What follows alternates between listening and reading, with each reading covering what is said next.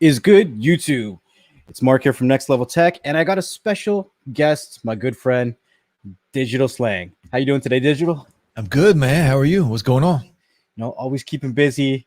My girlfriend's always like, "You're always starting new projects. You're always starting new projects."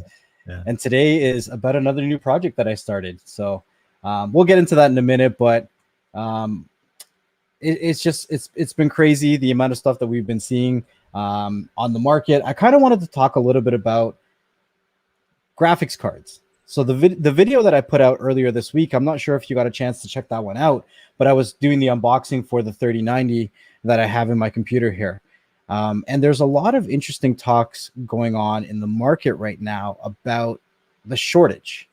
And a lot of people are blaming the miners, people that are mining cryptocurrency.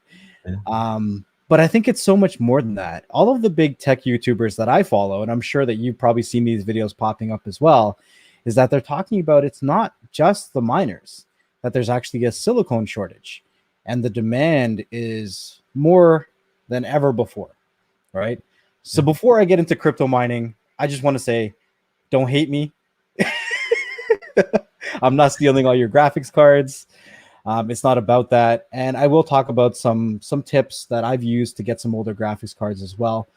But like I said, there is a silicone shortage due to COVID and everyone being home and a lot more people having home offices and building computers for themselves and their kids because of the online schooling. There is so much more demand than these companies ever thought that would have happened, right? Especially with NVIDIA and and AMD coming out with cards that are so much better than the previous generation. So it's kind of a compounding effect. It is very difficult to get cards right now, but we'll talk about that in a minute. Yeah, that's the thing, man. I've been looking for graphics cards, and it's not just the graphics cards industry. It's a lot of industries that are short. Yep. Microphones. It took me forever to get a microphone. Yep. Everybody's working from home. The pandemic has changed what people are using. So more and more people are buying different things that just can't keep up with. For sure. A couple shout outs. What's up, Sohail? Roland King Tech.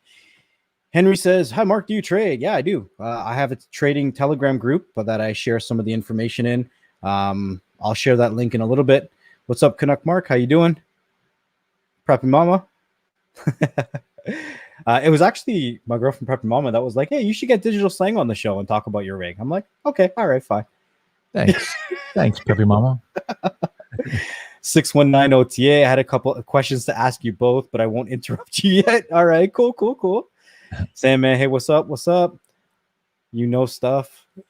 What's up, Damien? All right, cool. All right, so to get into it, for those of you guys who have watched my previous video earlier this week, I talked about the 3090, and the title of the video was based around how much money can you make crypto mining with, I don't even know if it's debatable or not, but the best graphics card on the market. I don't care if you're an AMD fan or an NVIDIA fan. Statistics and stats are what they are. That is the best graphics card on the market, right? And I was comparing it to my 1060, which is 2 generations old, and it was not, a main runner-up in regards to the cards. And I showed that in that video, the 1060 was making roughly somewhere around $1 to $2 a day, and the 3090 was making somewhere around 15.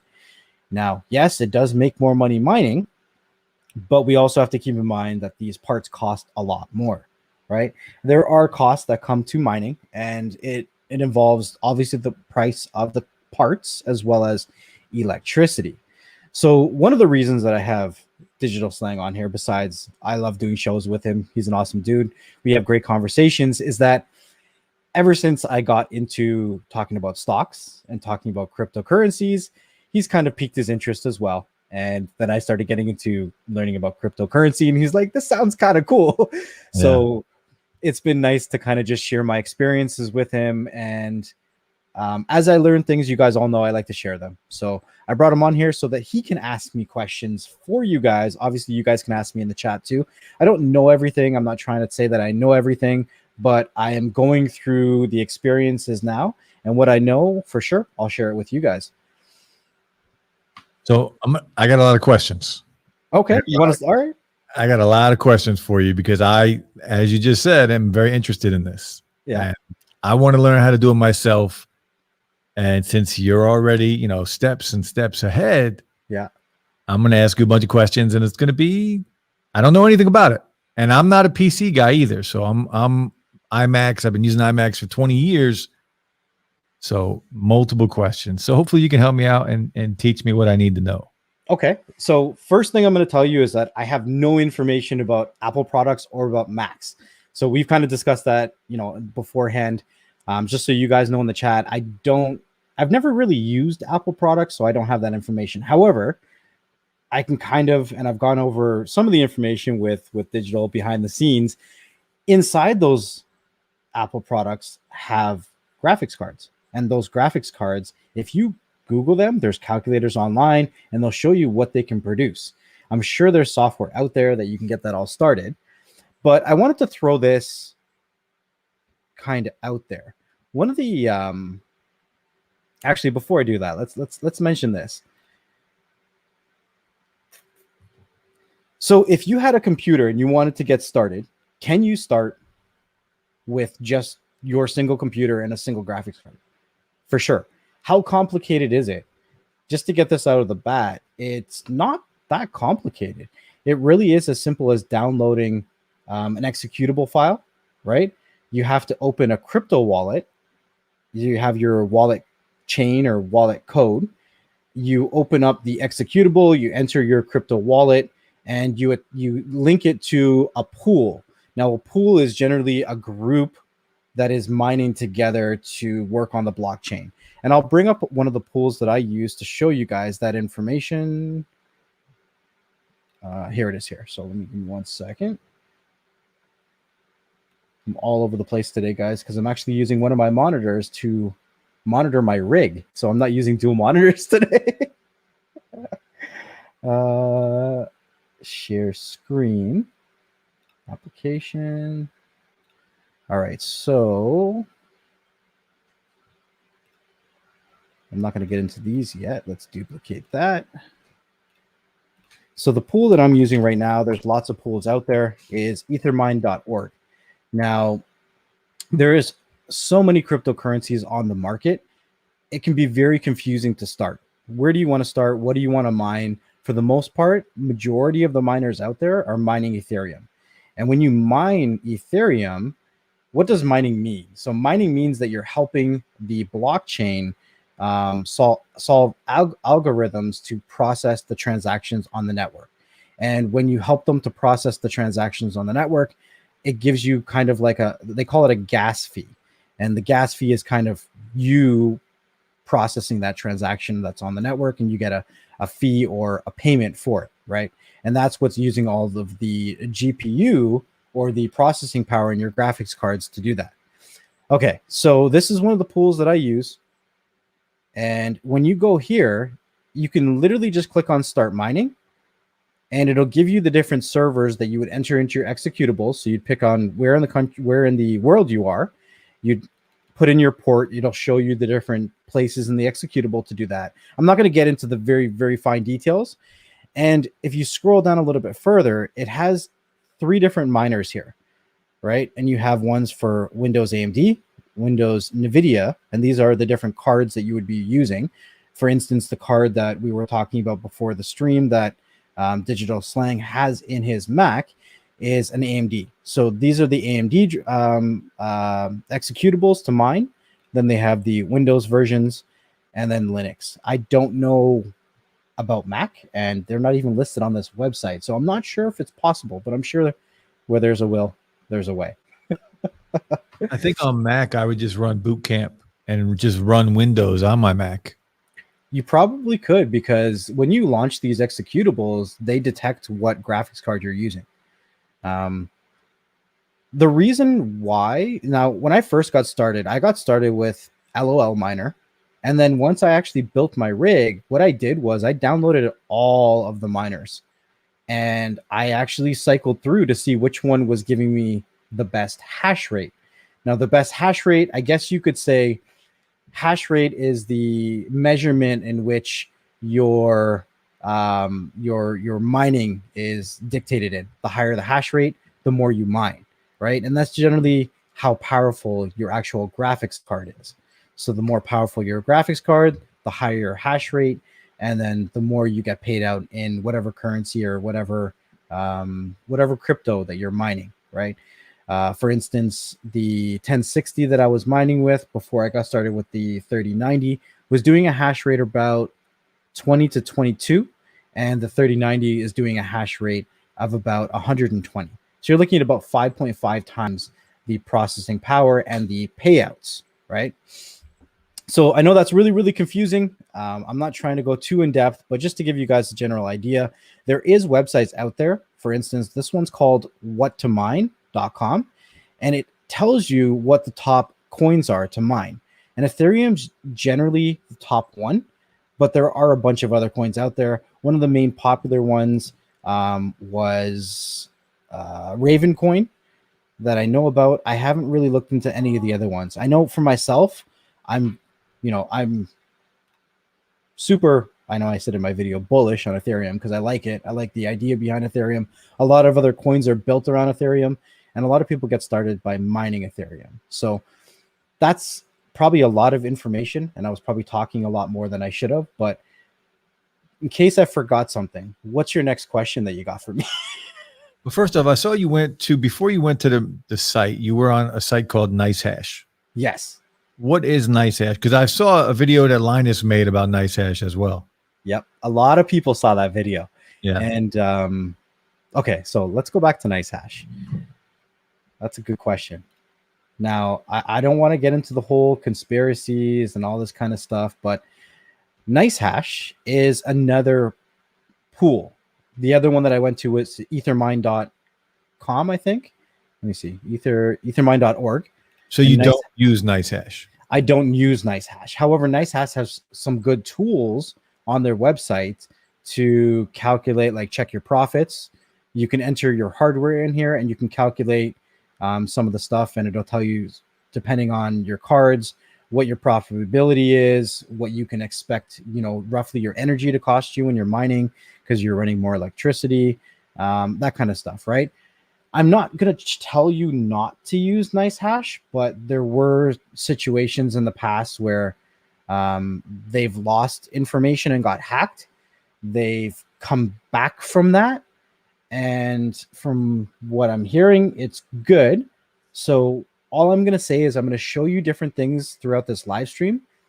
It's up to you guys to do your own research, right?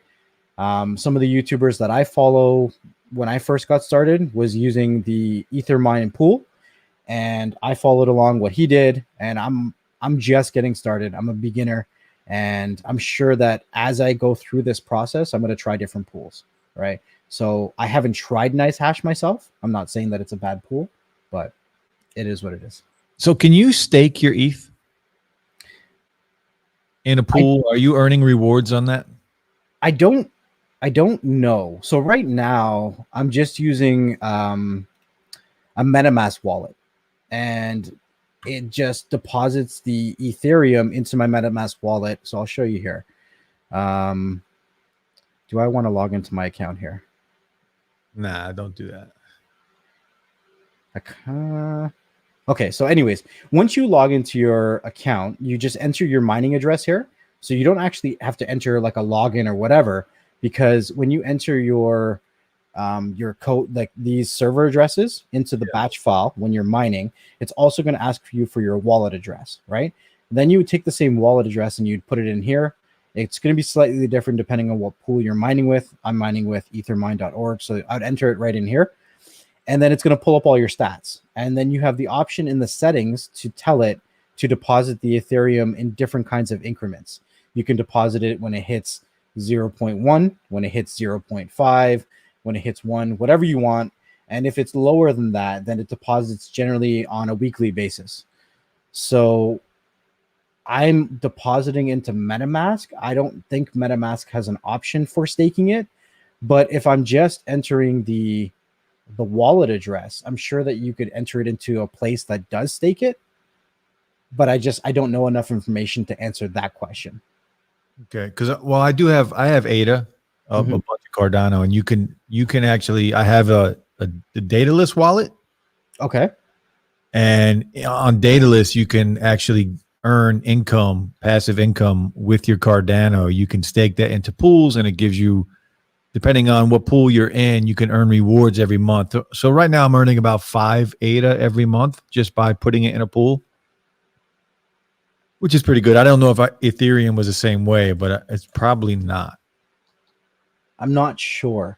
I see a lot of questions in the chats, guys. I'm going to try to get through some of them, but we're just going to run through some basic stuff first before we really get to some of these questions. I'm not ignoring you guys, but there's just so much information in so little time that I just want to get through some of the basics before we really answer some of the off questions. So I'm not ignoring you guys.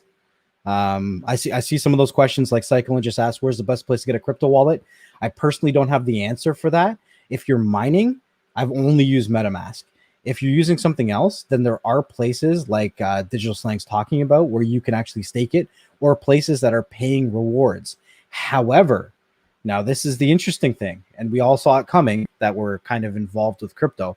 Some of the places that were paying an interest for you to put your crypto in there, the interest rates are starting to come down now because they're starting to hit certain amounts, and obviously, they're limiting how much they're paying out. So, you mean on the exchanges? Yeah, on the exchanges themselves. I'm not sure which ones are limiting how much interest they're paying out, but I know I've heard some of them are actually limiting the interest rates that you're getting paid. They're still good though. I mean, it's still it's better free than a money. bank. Yeah, it's 6%, 8% around there usually if you leave it on the exchange. So let's talk about that for a second. Not just the interest rate, but why did I feel like I should get into crypto mining?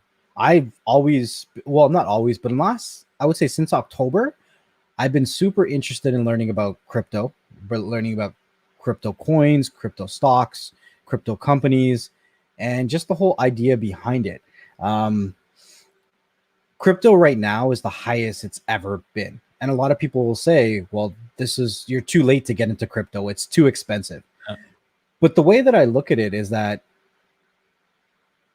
do I think crypto is going to go down in price? Nope. I don't think so. Nope. I really don't. And we all are always looking for a passive form of an income, right? So if I mine, because I'm not using my computer at the moment, and I'm mining crypto, right? It's getting paid in a cryptocurrency. And that cryptocurrency, now this is all maybe emotional, maybe a guess, but cryptocurrency is going to go up. So that what I just mined is getting paid in a cryptocurrency that I believe is not just going to sit at the same price. It's going to also work for me and go up. Now that's my belief. That's what I believe in. If you think otherwise, that's cool. That's up to you guys, right? It's up to you guys to do your own due diligence. But to me, I look at it like a passive income that's double passive. Question real quick about that. Yeah. When you mine, we've talked about this before. You earn a certain amount of dollars every month, and you earn a certain percentage of a coin every month. Are you earning both, or is it just those dollars are getting turned into a coin? Right. So that's a great question. The way that I'm mining, I don't know if it's different anywhere else, but mine gets paid in Ethereum. And they give you an estimate based on the current market value of Ethereum. And you have a toggle to change it between Ethereum, Bitcoin, and USD, right? Even though you're toggling between USD and Bitcoin, you only get paid in Ethereum. It's really just to give you an understanding of what the market value is that you're mining at this point, right? Gotcha. So what I try to keep in mind is that, because some days I'll log in and it'd be like, you're making $15 today. And then the next day it'd be like, you're making $12 a day. Does that mean that my mining machines are not working the way it's supposed to be working? It's all relevant on what the market is. On exactly. What it's going for. Exactly. So what I've been starting to do now is looking at how much it's estimated to pay on a daily, weekly, and monthly basis in Ethereum itself, because that's what I'm mining, right? Great questions. What's your goal? Is your goal to have like multiple mining rigs, or are you just trying this out to see how much you can do? It's a great question. Set up a whole section in your house with multiple rigs? That is a great question. I think even if that was my goal, it would be impossible this year. Yeah. And even though retail, so that's a great segue into, should you get into mining? And if you are going to get into mining, if you think that it's something you want to do, there's a right way and a wrong way, according to me. I mean, I can only say my perspective, right? But if you are going to go out there and pay inflated prices, don't do it. Don't mine with that. Just, it doesn't make sense, right? My rule of thumb, and the general rule of thumb with how the market is going right now, is whatever graphics card you get, if you're paying retail for it, it's going to take about 4 to 5 months for your mining to pay for the actual card itself, right? Now, obviously, there's other factors, including how much your electricity is going to cost and stuff like that. But that's generally my rule of thumb. 4 to 5 months, my mining should be able to pay for my graphics card. That's how I look at it. But some graphics cards on the buy and sell markets are going for twice the price right now. Oh, they're like $3,500, right? For the 3090. Yeah, that's going to take you a year. So am I here to tell you that this is a get rich quick scheme? Nah. It's exactly what I said earlier. It's a passive income. I'm not using the hardware, so why not let the hardware work for me, right? If you have really expensive electricity, then it might cost you a little bit more. But from my electricity cost from where I'm at, I'm generally seeing anywhere between 10 to 15 times the profit versus what the electricity cost me. There's a YouTuber that I follow called Red Panda Mining, who's also in Canada, refuses to show his face. And I was watching a live stream that he was doing last week. He caught himself on air live. So he's like, okay, so he pulls up a calculator. He's like, last month I mined 9 Ethereum coins, right? He's got a crazy setup, and he's like, I mined 9 Ethereum coins, and this is worth over $22,000. Yeah. He didn't even realize how much he mined, right? Yeah. And he goes, hold on a second, guys, is that right? And then he redid the calculation 2 or 3 times, and he's like, okay, so I mined $22,000. And he says my electricity bill was $2,000. So yeah, if you can get to that level, it's totally worth it. I mean, that bill is insane, but now 10 times that. That's within the ballpark. Like I was saying, you're looking at approximately 10 to 15 times the profit of your electricity costs. I think if you're able to get into it, you should, because it's not going anywhere. It's not going anywhere. It's here for the long haul. I mean, in the chat, where is it? I saw a comment in the chat from I think it was Henry. He was talking about PayPal's picking it up. Visa is picking it up. You know, Tesla just allowed Bitcoin to be traded for a Tesla. You can go in and you can buy a car now with Bitcoin. Like 100%. And when people first asked me, cryptocurrency is not tangible, I'm like, you wait. Because even if crypto itself is not tangible, what you can do with it is now becoming tangible. Can I buy a digital currency like Bitcoin and then trade that digital currency for a car, which is tangible? Is it not? Yeah. The actual currency might not be physical, but the value in it is real. 100%. 100%. So that's kind of where I'm at. It's a good segue into be mindful how much you're willing to spend on this stuff. If you have old computer parts, old computers that you're not using, and they're just sitting there and you want to test it out, by all means, do it for a month. If you do one graphics card for a month, you're not going to look at a $2,000 electricity bill. I'm telling you, the most you're going to see is somewhere, depending on your electricity, somewhere between, like, if you're doing one card, a few dollars. You might not even notice it. People are cranking their ACs soon. They're going to be turning on their AC soon. Yeah. That's going to be pushing your electricity.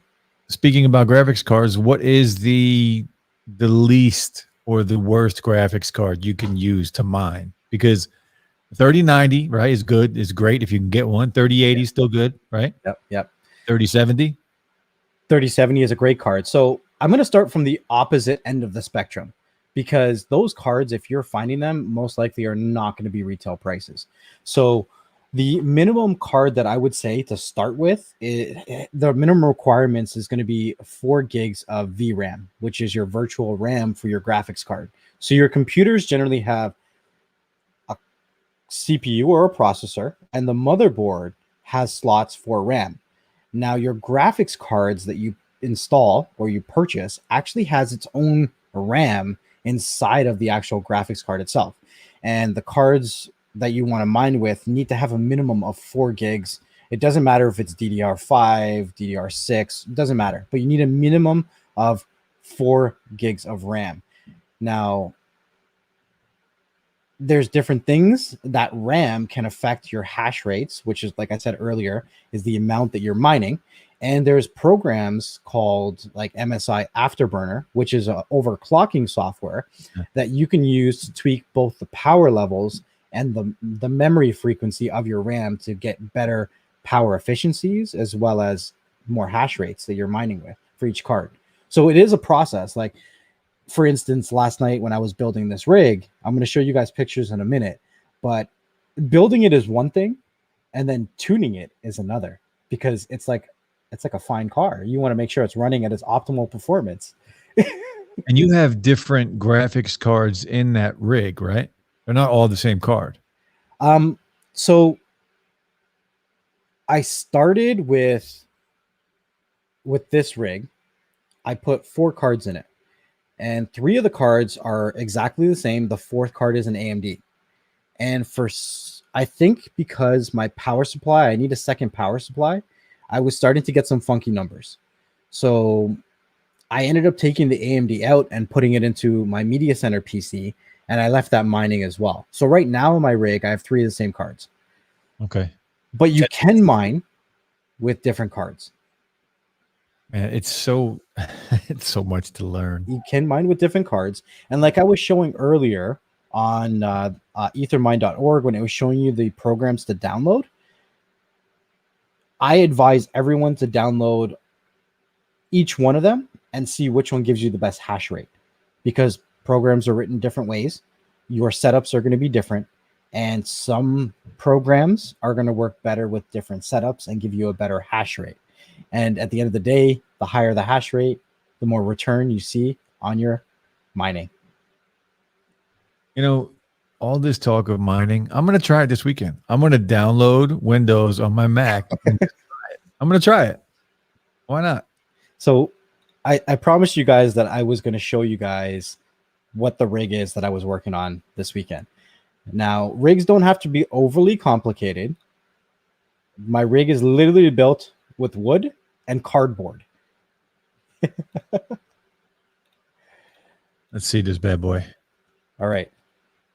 So we have our motherboard here. There's the power supply. Here's the solid state drive. And there's my Wi-Fi.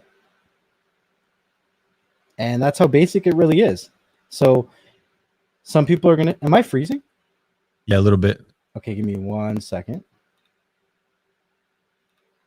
I think you're good now. Now I'm good. Yeah. So... Do you need a certain amount of storage in your SSD drive? 64 gigs. Minimum? Yeah. That's nothing. That's nothing. So what it is that everything, generally, if you're mining Ethereum, now some other coins might be different. If you're mining Ethereum, is all done in the graphics card. It's not even done in the CPU. So this setup that I have right here, I'll show you guys. Let me switch my screens here. Share screen, just to give you guys a good idea. So this setup that I have here, this is the motherboard. Now, I'm sure you can find cheaper motherboards, but we're looking at $135 for this motherboard, right? Basic motherboard. It's not even meant for, well, actually, it says crypto mining right here, but this is the one that I'm using, right? If you're going to be connecting several cards to one board, it needs to have this above 4G decoding. It needs to have that. Most boards do have it. It's usually a setting that you have to turn on in the BIOS. Even if it's not a cryptocurrency mining board, they generally have this 4G decoding. That's if you're running multiple cards at the same time. So it doesn't have to be a cryptocurrency mining motherboard. All right. I wanted to get that off the bat. The second thing, like I said, I'm running CPU, which is a Celeron processor. It's not even something crazy. This is the G3930, 2.9 gigahertz, $125. So right there, you're looking at what? 275? Yeah. Not even? Not even. We're also running one stick of 8 gig DDR4. You could also go DDR3 if you're using an older system. It doesn't really matter. Just your RAM you're talking about? The RAM, the actual RAM for the computer. Because the only thing the computer is being used for is to launch an executable that goes into processing your graphics card. That's it. You're not using the computer for anything else. So you don't need a lot of RAM for that. Don't need a lot of RAM because you're not running a lot of programs, right? The actual RAM that's being used is the RAM in the actual computer, or the graphics card itself. The SSD, you only really need it for Windows. So 64, 128. Do you have to use an SSD? No. If you find something cheap, go for it, right? So this doesn't have to cost you a whole lot to get set up and to get started. It really doesn't. So I know for myself, I'm going to show you the picture back on the screen here. All right, when you see this, what questions do you have? It looks real confusing, first off. Okay. Real confused. Oh. Can you buy a rig? Like, can you buy a pre-made rig? Like with basically a blank canvas where you just have to put all your parts? You can, but some people are charging $1,500, $2,000. And if you can just build a wooden frame like this, it costs like nothing to build a wood frame like this. We saw that this here costs $135. The processor is maybe about $125. The RAM is probably less than a few dollars. I mean, it's one stick of 8 gigs of RAM. Most people are using a hell of a lot more than that, right? It doesn't even matter about the speed of the RAM. So if you're looking at like 21 megahertz, 2200 megahertz, it's going to be cheap, right? Your power supply is probably going to cost you another $100 or $200. So you're probably looking at everything here that you could build for somewhere between $500 to $700, right? Now up here is where you'd have your graphics cards, and there's two different heights, and that's because that's to line up. Man, if I had a graphics card, I'd show you if I had it in my hand. It's to line up the back plate of the graphics card. You see, all graphics cards have the same distance between the PCI slots, which is these slots down here, to the back of the motherboard. They might be longer in the front, depending on if they have 2 fans, 3 fans, older, newer, whatever it is. But for the most case, they're all the same distance. That's why if you build this to spec of a graphics card where you could literally hold it up and measure it if you wanted to, then you're going to be good no matter what. Now, I know this looks really confusing, and I wanted to actually show you a close-up of the motherboard itself. So let me pull that up just to point out a couple things. How many graphics cards can you use with that rig you have there, like maxed out? Great question. Fantastic question. Can I go full screen on this? That doesn't go any bigger, huh? No. No, it doesn't. Can you guys see this when I zoom in like this? Yeah. Yeah, that looks okay? All right. So I'm just taking out some stuff so I can actually show you this. Now, you see right there that the long slots that go across right above where it says Prime 2390P? Yep. So those are PCI slots, right? So it's got 1, 2 there. So if this was in your computer, you would be able to put 2 graphics cards. However, there's also PCI slots that are beside it that are much smaller, right? And you can see them there. There's 1, 2, 3, 4 smaller ones right there, right? Yep. So how would you connect the graphics cards to that? Cool. So let's talk about that for a second. So we just saw that there was 6 potential places to connect graphics cards.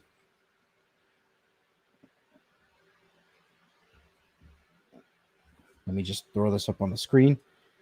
Now, I got so many things and I'm switching back and forth. So I hope I'm not confusing everybody.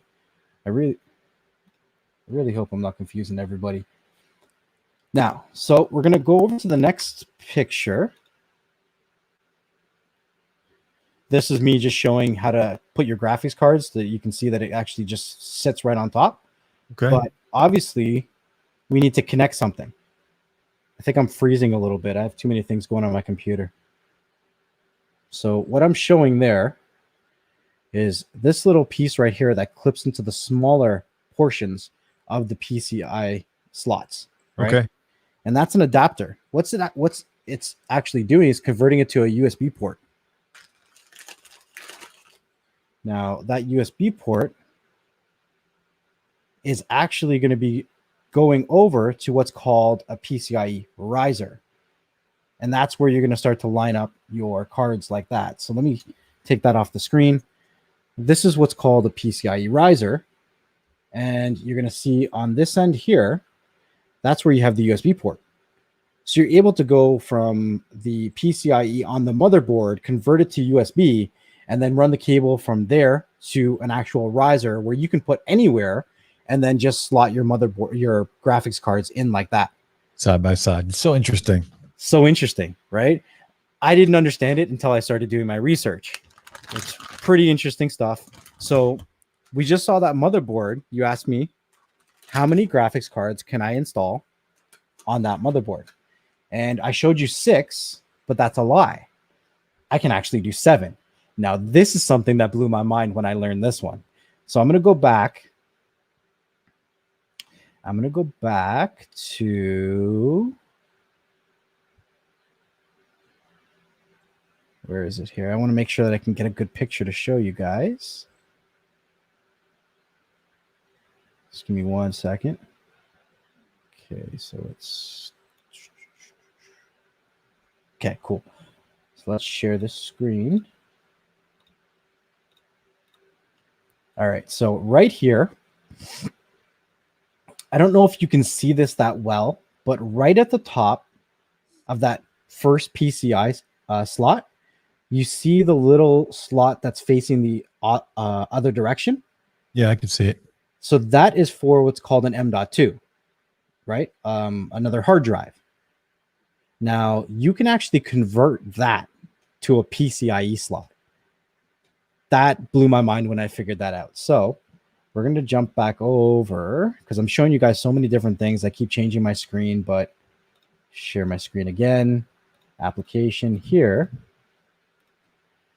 So if I can zoom in, you can see right here, this is my M.2, and here's an actual converter that's actually screwed right in there that gives me another PCIe slot. So I can do 7.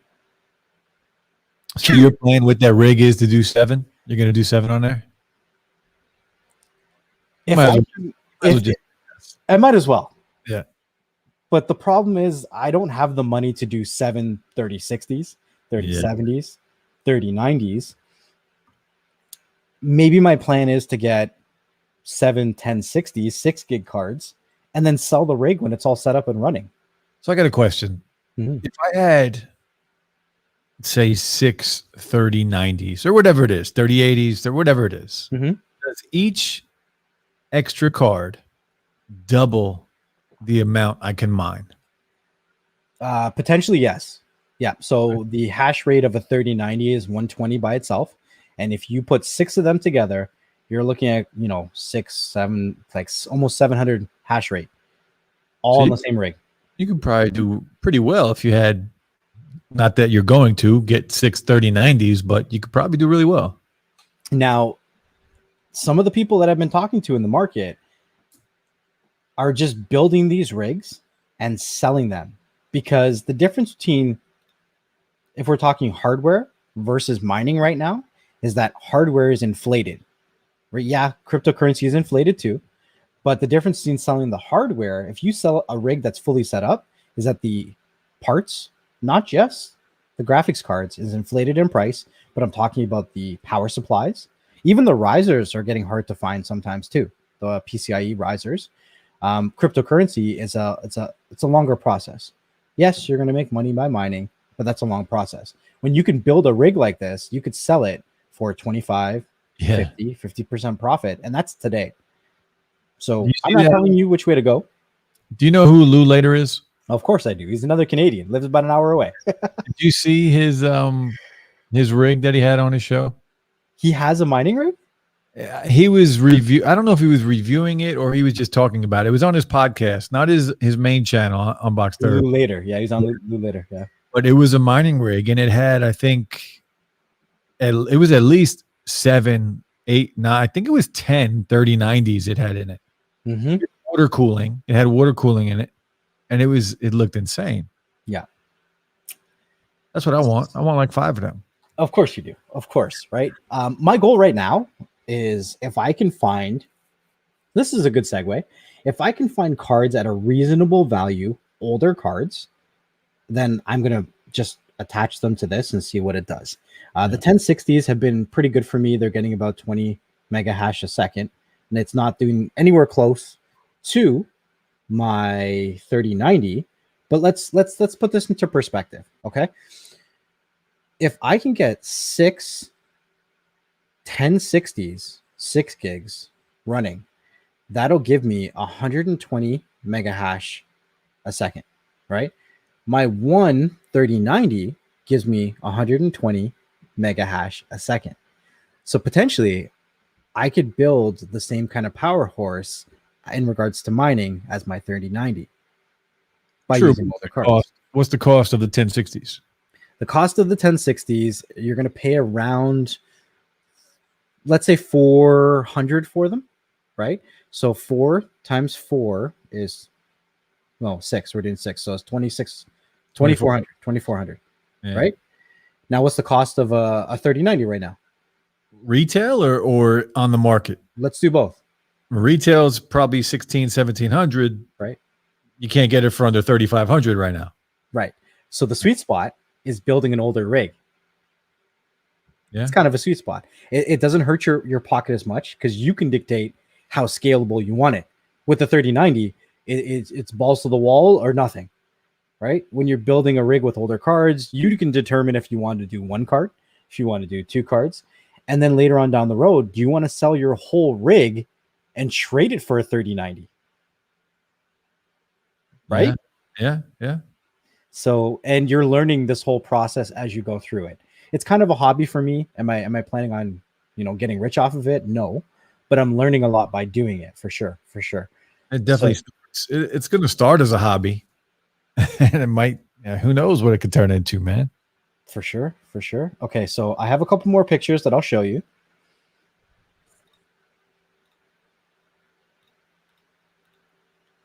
All right, so you can see here I've connected the first card. And honestly, guys, this is how complicated it is. I put the riser there, and the weight of the card holds down the riser, and then I zip tied the graphics card to the wood. That's it. If I need to switch out the card, I cut the zip tie, I put another card in. That simple, right? You don't want to make it too complicated because sometimes these risers can fail. So if you physically attach the risers to the wood, then it can be difficult getting the risers off. But because you're zip tying the card and the card is attached to the riser and the weight holds it down, you're good. The whole thing is air cooled. There's 3 1060s right there. Look at that. Right? It looks complicated, but once you understand that these cards are just plugging into USB ports in the motherboard, it really isn't that complicated. Oh, man. I know what I'm doing this weekend. Now, here's something that I need to point out. You guys probably see this red tape right here. Can anybody guess what that red tape is for? I have no clue. Let's see. I'm going to give it a minute to see if anyone can guess that. I know that there's a lot of questions in here, guys. I'm doing a terrible job looking at the chat, but there's kind of like a process I wanted to go on today's live stream and just talk about it. The one is that your no square. All right, so I'm gonna wait for one more guess. There you go. 619 OTA, another PSU, another power supply, guys. Think about it. Everything on here is using electricity.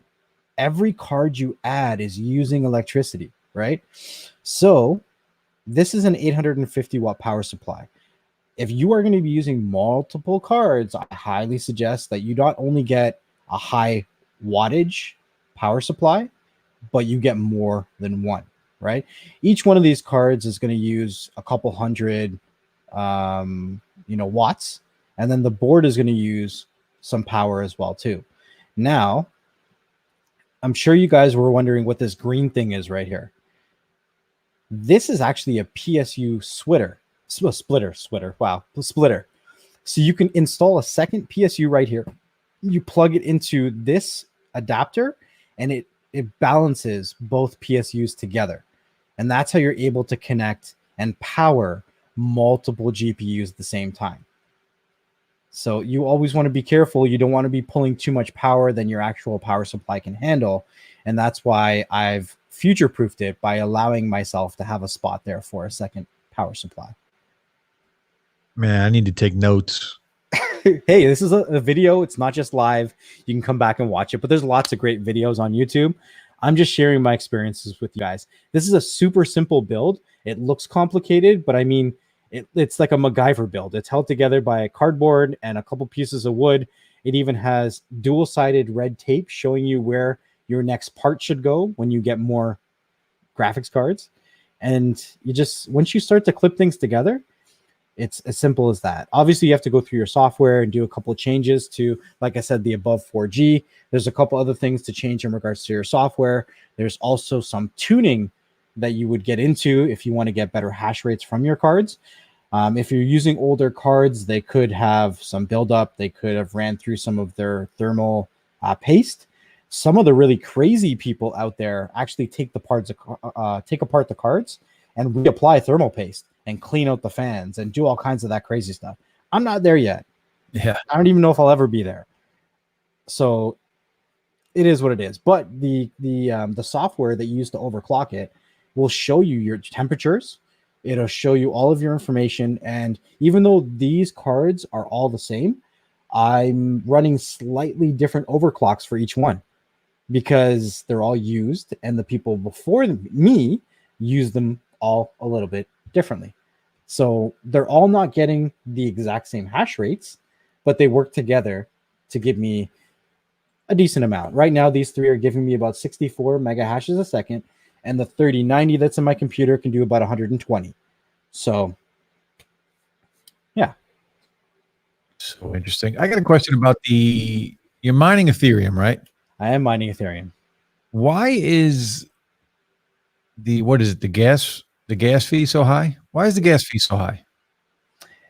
I don't have an answer for that. So that is something that I'll have to do more research in regards to the gas fee, why it's so high. But I can tell you that the gas fee is changing probably the end of June, middle of June, end of April, somewhere around there. Within the next few months, the gas fee is going to be changing, and the way that Ethereum works is going to be changing.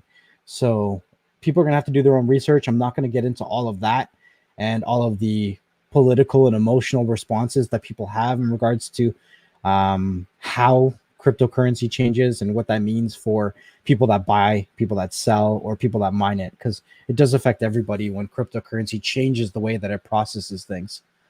So I'm sorry I don't have the answer for that one, but that is a good question. Yeah, I have been looking into that. I know it's because it's older technology and all. That's why all the new altcoins are saying we're the next. If I had to make a guess, the gas fees right now are high because it's paying the miners. And like I said, there was a website called What to Mine, and Ethereum pays the best. Gotcha. So that would be my best educated guess at this moment, is that gas fee is high because there's a lot of miners that are processing that. And the Ethereum is one of the faster coins when you're doing transactions on it. And that's because of how the network is working, and the gas fees kind of pay for the speed of the network as well.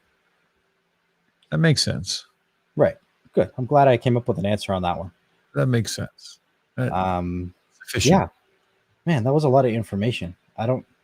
So let me see here. I don't know if this is going to work. I've never tried this before, but here's a quick video. So this is me showing the PCIe riser, just showing you what it looks like. There's the USB port. And then here's another one. I'm just showing you it running. I know my place is a mess. I'm still cleaning it up, but that's just a quick little video of just showing you running. Are you're mining right now? I am. Oh man. I'm always mining. Yeah, I'm gonna have to do it, man. I'm always mining.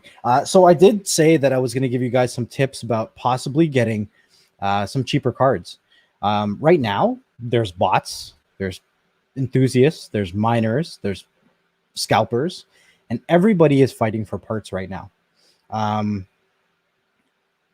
Over the past couple years, the people that have been neglected is your mom and pop computer stores, right? I have a decent relationship with the computer store that my parents bought our first computer back in 1997, 1998. And I remember this computer, and that's where it all started for me, where I started learning about computers and all that kind of stuff. Because if something happened to that computer, I had the time from when the computer messed up until my dad got home for me to fix it, or it was my fault because I used it the most. So when we first started taking that computer to this mom and pop place, I would always ask him, what was wrong? What did you change? Can I see the part? Where does the part go? You know what I mean? I would ask those questions because I was curious. And that's kind of where it started for me. So one of those 1060s that you see on the rig is actually the old part from this computer, which I had got from Rojas. So Rojas had upgraded his graphics card. And I said, hey, I need a graphics card because I'm building a computer. And he gave me a really good deal. So I said, thank you. And I purchased that from him. And then I went to that same mom and pop place. And I said, hey, man, you got any graphics cards? He's like, my son's computer, it's an old one. We're not using it anymore. He had two 1060s in it. And he gave me a really good deal on buying the pair because it was the area that he lives in, or not lives in, but the area that his shop is in. People aren't really into mining cryptocurrency. It's not really a city per se, right? So he wasn't looking to inflate the prices of the graphics cards on me. And he gave me a really good deal on them. So I had to take him up on the offer. But Cyclone says, you Canadians still have mom and pop computer stores. Good luck finding them. Hey, man, you do whatever you can do to find a cheap GPU. Hey, that rhymes. I wonder. I have an old PC at the shop. I wonder what's in it. It's like a 2-year-old computer. Yo, tell your friends, tell your family, if you have an old computer that you're not using anymore, there's a possibility that you might want to part it up. There's a lot. If you look on your local buy and sells, there's a lot of people that are selling computers without graphics cards in them. They'll sell the whole computer, but there's no graphics card included. No graphics cards included. So I would just say, even if you had to, if you find old ones, just even if you're not going to mine, grab them. And you never know if you're going to be building another PC and you need a graphics card, even a simple one, right? I will tell you, though, that if you are buying what's called an APU or an all-in-one processor, which includes graphics on board, you're not going to be able to mine cryptocurrency on those. There's not enough onboard RAM to for the graphics to mine something like Ethereum. So you see that comment on the bottom? Ethereum 2? No, Linus is selling GPUs that cost from his website. Even if he is, I guarantee he's out of stock. Yeah, I'm sure. There's no way. There's no way. I don't even know what website. The LinusTechTips.com. There's another one. LTTstore.com. LTTstore.com.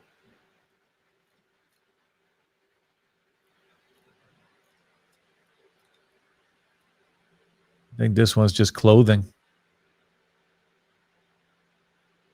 Yeah, I'm just seeing clothing on this one. Yeah. He did say limited stock. Yeah, well, yeah, good luck. If you can get a graphics card, you can make some good bank reselling it. But I'm not telling you to become a scalper. I'm just saying these are some of the ways that I'm working on my passive income myself. Oh, okay. I got to watch his last video because it's hidden. So, guys, I've been talking for an hour about my rig. I know that sounds kind of nerdy, but is there anything that you have questions about before maybe we take a few from the chat? There's probably already a few questions in the chat. Mm-hmm.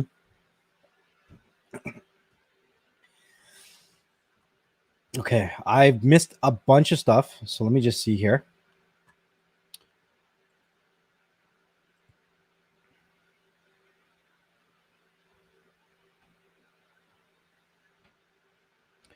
Okay, so hold on, let me just switch over to... I want to address a couple things as I skim through it. I'm sorry if I miss your comments, guys. I really am. But I'm looking for Kiko. I don't know if I still can find it. Here we go. So I wanted to talk about this for a quick second. Kiko says, I shut down my one mining rig because I could not upgrade. My RTX 2060 was making about $3 a day. Now, I talked a little bit about this at the beginning of the live stream. $3 a day does not dictate how much your mining rig is making.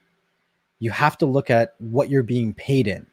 So if you were looking at $3 a day in cryptocurrency last year versus what the same amount of cryptocurrency is worth this year, it's a completely different amount. Think about it. Ethereum, if we're talking about Ethereum, a year ago was worth what? $100? $200? It wasn't worth $1,600 like it is today. Right? Yeah. So now you're what is that? 20 times your money? So we have to keep in mind what we're actually mining, because we're not mining dollars. Right? So I would just say keep that in mind. That's good advice. Well, look at that. I answered this question. Cyclone said, can you mine with an integrated graphics card on a laptop? Answer is no. Can you mine with a regular graphic card in a laptop? Yes.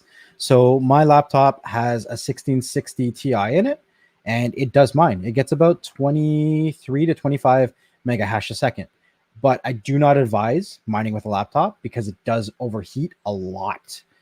It's not advisable to do it in a laptop. But I have tried it. It does produce dollars, cryptocurrency, whatever you want to call it.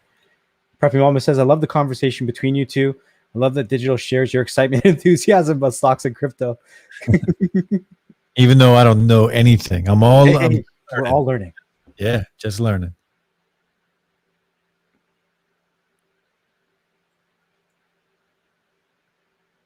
So I don't have an answer for you on this one. I think an ASCII miner works more with your processor than graphics cards, but I don't have enough knowledge in regards to how that works or if it's more profitable. So I'm sorry, I don't have that answer.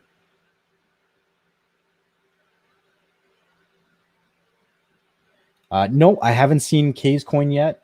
Generally for myself, maybe I'm a little bit ignorant, but I usually just pay attention to Ethereum.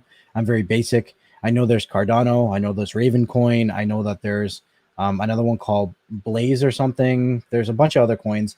I don't pay attention to a lot of them. My bad. There's so many of them. So I kind of went over a little bit about motherboards. So just to reiterate, you do not need a mining motherboard to start. There are a couple of requirements. It needs to have 4G enabled, and most cards these days do. The card that I was showing that's in my rig right now costs about $135. You could probably find it for cheaper. I'm sure you can find it for more expensive as well too. But most motherboards will support a minimum of 2 PCIe lanes, so you can run 2 cards out of that one setup.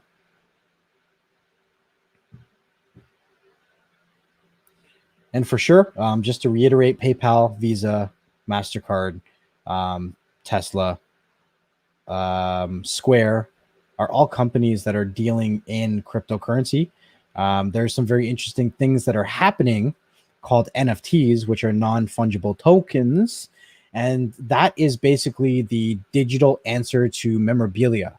I don't want to get too far into that, what an NFT is and all that stuff, but they're basically turning digital things into memorabilia. And what drives up the price of memorabilia is people's emotions and how emotionally connected they are to that memorabilia. The interesting thing that people need to understand is those NFTs that are being bought, purchased it, wow, are happening on Ethereum. Yeah. So do I like Ethereum? Yeah. They're selling for outrageous prices. Yeah. Jack Dempsey, owner of Twitter, sold his first tweet for $2.5 million. Yep. But one thing that I've kind of been mentioning on the podcast as well, and I guess to my friends and my family, because I'm crazy, because all I talk about is cryptocurrency, is Square purchased Tidal, Jay-Z's company, right? And people were like, oh, he owns Twitter. Twitter should have purchased Tidal because of the social media network. And I was like, no. I think the reason that Square purchased Tidal is so that they can create music NFTs. And Square has the transactional platform already. Now, that's interesting. Think about this. Who owned the rights to the Beatles? Michael Jackson, wasn't it? Michael Jackson. Yeah. If we create digital NFTs, anybody can own the rights to anything. Yeah. They set the price, you purchase the NFT, you have the rights to that now. So it takes the power away from the powerful and really levels the field, right? So yeah. It's so much is going on right now. It's so much to learn. Mm-hmm. Because a lot of it's confusing to me. NFTs is still confusing to me. I understand it a little bit, but makes no sense to me. Yeah. But if you ask me if it's going away, I'm going to tell you no. Well, no, it's not going away, but the draw to spend money, like somebody paid $200,000 for a couple of video. Yeah, like it's insane. But here's the thing, right? When I say that it's the digital form of memorabilia, what I mean is that it comes with those emotional ties, right? Let's say that then gets sold back to LeBron James, or LeBron James wants that back now, right? Somebody could trade LeBron James for something else because they have that NFT. It gives people bargaining power to do different things that they never had before. And it also, because of ownerships, and there's better, I don't know if I want to say accountability, but because everything is dictated on the blockchain, that when things go in and out of wallets, there is a way of confirming what wallets certain things have hit. You get a whole history with it. You get a whole history. Yeah. Do you imagine if we could see how many hands the Mona Lisa was in? Yeah, that'd be awesome. It'd be cool. Would that dictate the value of the Mona Lisa more or less if you knew that somebody of power owned it before you did? Yeah, it would if that person was relevant. If that person was relevant, right? It would definitely increase the value. I think it's the same for NFTs. Yeah. I think. I don't know. It's possible. I mean, it's happening now because the only ones that are selling, valuable NFTs are the famous, the rich and famous. That they're already rich and famous. The one says, my question is, how the crap can you afford the wood for that? Wood prices have gone up crazy amounts. Listen, you want to do this in a pizza box, you want to do it with whatever, you can build it with whatever. Just make sure it's not going to short out on you. But there are ways to do it for cheap. That's the whole point. That's hilarious.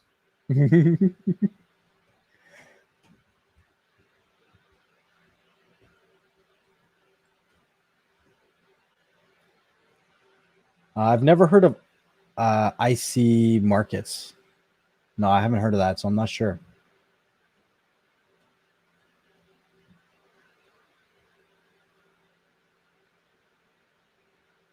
Let's see. Canuck Mark says another supply or a supply that has RMS ratings. Getting a good quality PSU is key. 100%. Lots will say 1,000 watts, usually max. Looking for RMS ratings, which is continuous ratings. 100%. This is a good comment right here. The other thing that I want to say is sometimes getting a modular power supply. Now, modular meaning all the cables are removable from the power supply. There are power supplies where the cables are permanently attached. There are power supplies that are semi-modular, which means some of the main cables are attached. And then there's fully modular. Can make your rigs look a little cleaner. So if you only attach the cables that you need, then you don't have cables going everywhere, right? But the give and take is that the fully modular power supplies are obviously more expensive. So if you're looking to go dirt cheap, then it is what it is, right?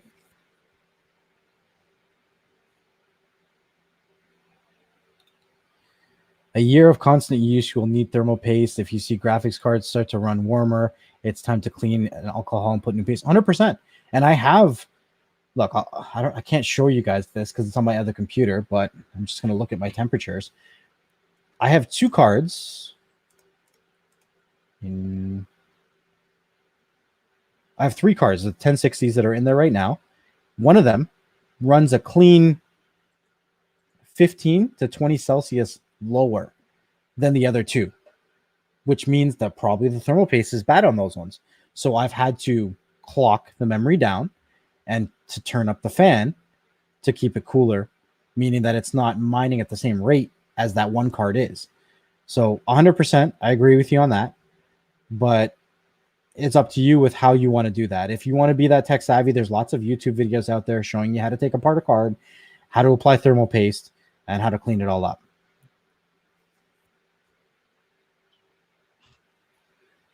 And yeah, if you're looking into long term, then look into reapplying the thermal paste. 100%. Crazy. So I want to be respectful of your time, Digital. How much time do you have before you want to jump off? I actually have to get going. I actually got a migraine, man. I feel pretty crappy. Well, I do appreciate you jumping on, man. The stream was fantastic. I thought we had a great dialogue. And who knows? Maybe we'll do another follow-up on this, kind of taking it to the next level. Maybe when you get yours. I'm going to hit you up this weekend because I'm definitely going to try it on my Mac. I'm going to run either Camp or what's the other one you can run on a Mac to use Windows? I forget the name of the other program, but I'm going to try it this weekend and just see if it works. Why not? Sounds good, man. I appreciate you a lot. I think I love having conversations with you. We generally share a lot of the same interests, at least when it comes to cryptocurrency, stocks, tech. We do talk a lot about tech. Yeah. I don't know if I could print as many hoodies as you can, but for the most part, we share about the same amount of interest right now. Yeah, definitely. I'll hit you up tonight, though, whenever I'm awake and feeling better. See. Sounds good. All right, brother. Thanks, man. It was fun, and I learned a lot. And I'm gonna have to rewatch this actually, so I know what I need to buy. Yeah, or hit me up. Everybody in the chat, make sure you check out Digital Slang. He's got 2 different channels. I'm not gonna disservice you. I'm gonna allow you to talk about your channels. You have a live show coming out tonight, so let the people know about your 2 channels, your live shows, and where they can check you out. Yes, tonight it's on Slangcast. 2 channels, one Slangcast, one Digital Slang. Digital Slang is the main channel. Slangcast we kind of just use for streaming every Friday nights. We stream on the main channel on Saturday nights. And tech reviews, earbuds, headphones, cell phones, a lot of accessories. I drop a video, man, at least once every other day. Yeah, probably once every other day at this point. But that's it. You can find me on Digital Slang on Twitter, on Instagram. I'm always here in the streams watching these guys. Yeah, but that's it, brother. I appreciate it, man. Anytime, man. Anytime I'm doing a live stream, you're more than welcome to jump on. I appreciate you. All right, bro, I'm going to bed, man. Night. See you, bro. Peace. Later. I do also see, I'm just catching up with the chat. I'm probably going to be on for a few minutes, but I do see the Juggernaut in the chat, and I sent you a link. So if you want to jump on, feel free. I don't know how much later I'm going to be on streaming, but The Butcher is streaming as well. So if you're looking for streaming related content and live streams, he has some great stuff. So definitely check him out. I'm going to be on here for a few more minutes, and then I'm going to get something to eat because I'm starving, guys. So I did send the link out to Jugs, who I think is going to stand me up right now. No, I'm joking. Oh, he says he's coming, guys. Oh. All right, so let me catch up on the chat while Jugs gets here. Let me remove these from the stream. I hope that I answered some of your questions that you guys had. Like I said, I'm a beginner. I'm an absolute noob. This is a hobby for me. I'm not looking to get rich, but I'm looking to die trying. No, I'm joking. So let me catch up on the chat here, okay? All right, so Canuck Mark says I have an old ATI 3070, still runs good. Changed the thermal paste last year. I was applying and reapplying thermal paste when I was like 12. Mark, just do it. Maybe. Yeah. So yeah, it's true. It's true. But my main goal was to learn how to build it. And then maintenance is the next part. So right now I'm in step 1. If you build it, you will mine. Step 2, learn how to tune it. So I've been learning how to tune it. And then step 3 is going to be going into a little bit more advanced of breaking it down, reapplying thermal paste, that kind of stuff. That's just my mentality.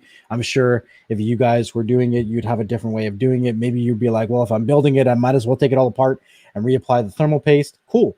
That's the way you want to do it. Cool. But like, I got really excited with this and I plugged it all in and just wanted to see it running and making sure that it was working.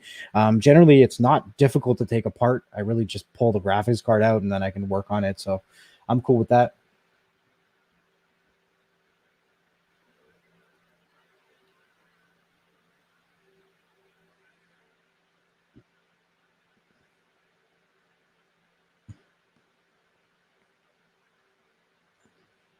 Sorry, guys. I'm just catching up with the chat here.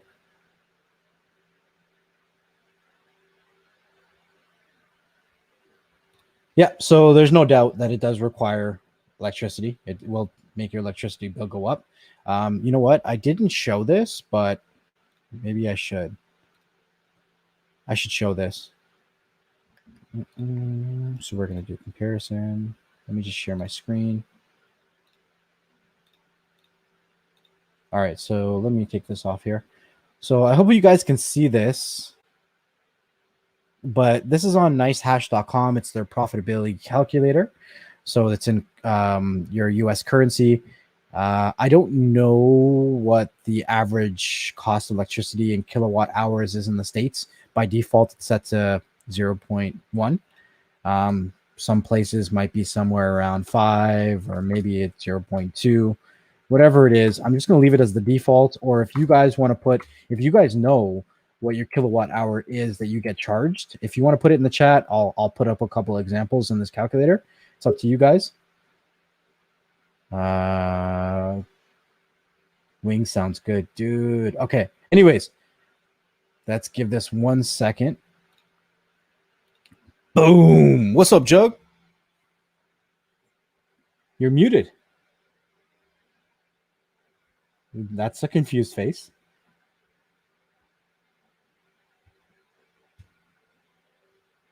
You're still muted.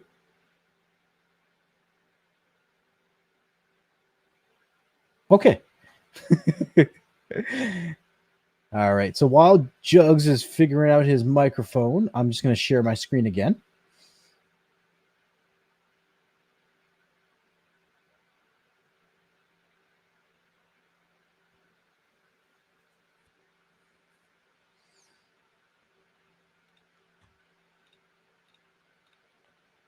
Okay, so 45 cents is pretty expensive for your electricity. Not mineable. That is pretty high. Jeez. But we're going to do 2 different comparisons. This is going to be our first configuration. And we're just going to use the 2 cards that I started with. So there was the 1060, and I started with the 6 gig version. And then my new one, which was the 3090, right there. So we're just going to hit calculate. Now, this is a lot lower because of this high electricity price. That is ridiculously high. Most places do not have that high of electricity, but for the most part, what it's going to show you down here. Now, let me blow this up so you guys can see it better. With the 1060 on the left, you're going to see profitability of $1 a day. And then it's going to show you 689 when it comes to the RTX 3090. Now, if you scroll down, it's going to show you on a daily, you're going to make $1.99 for the 1060. It's going to cost you $1. So you're basically paying 50% in electricity because your electricity is ridiculous, but you're still making 50% profit. On the 3090, now this card is more energy efficient. You're making $10. Your cost is going to be a 30% of that. And then you're going to be making roughly about $6.89. Now, no one, I don't know. Somebody else got it there. A cheaper electricity. 138. Nah, it's not that high. It's not that high. I would think it's somewhere close to 38 cents. Let's see. Let's do 38 cents. And you're going to see it change a bit. So you can see it goes up. So either way, there is profitability here. It all depends on how energy efficient you are, right? It depends on what kind of cards you have going and that kind of stuff and how efficient they are. That's pretty much it. So there is profit. It is paid in a cryptocurrency. It's not paid in dollars. So it's going to be paid in an amount that is going to go up if cryptocurrency goes up as well too. So Buzz says that 1 cent 38. Yeah. So what Buzz was saying is that it's actually around 14 cents a kilowatt in Ontario. That's the average, because I think that during the day we actually get charged 12. No, we get charged 17, and at night it goes down to like 10 or 12 or something like that. So even for us, if we did it at 17, this is US though, but whatever. If we calculate that, you can see that how the values change and how your profitability changes, right? And you can go back and you can change our configuration. Let me just come back out. And let's say I wanted to run 3 of these devices versus the 9030.